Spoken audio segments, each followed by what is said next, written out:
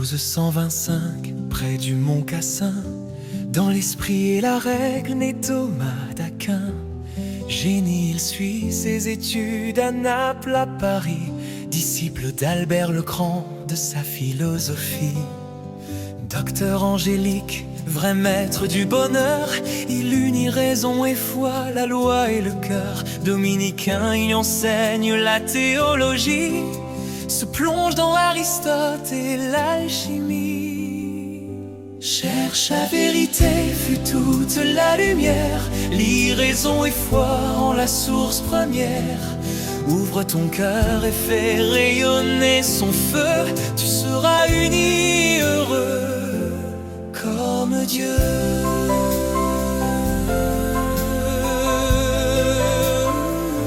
Son corps ressent la paix, l'unité, la lumière. Son âme cherche Dieu dans la raison sincère. Dans la somme théologique, son œuvre d'or, 8 volumes baptiste un temple beau et fort. Son grand livre est chargé d'intuition et semble dicté par la révélation.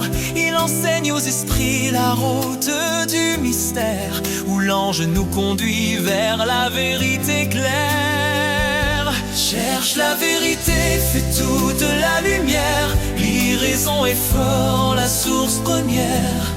Ouvre ton cœur et fais rayonner ton feu, tu seras uni et heureux comme Dieu.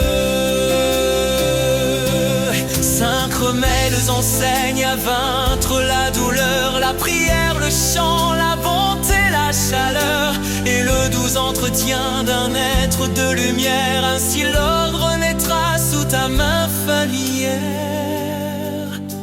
Il écrit ses secrets de l'alchimie sur les 4 éléments qu'il réunit. Du soufre au mercure en lente opération naît la pierre vitale de la création.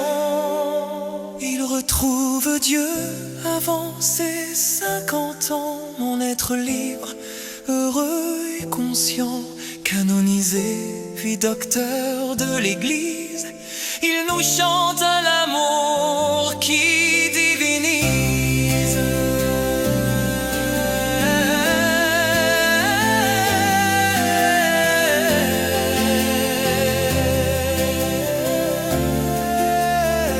Son corps repose à Toulouse en doux secret, sous l'autel des Jacobins, et reste en paix. Dieu est le principe et la fin de tout. En somme, tout est un et le tout.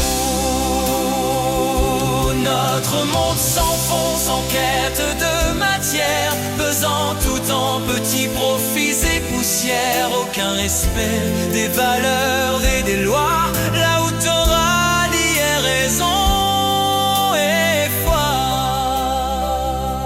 Les hommes se sont coupés du divin, du bonheur, et il coule sans fin. Le monde laïque est ivre de ses raisons, la foi s'efface au fond des illusions. Le monde laïque est ivre de ses raisons,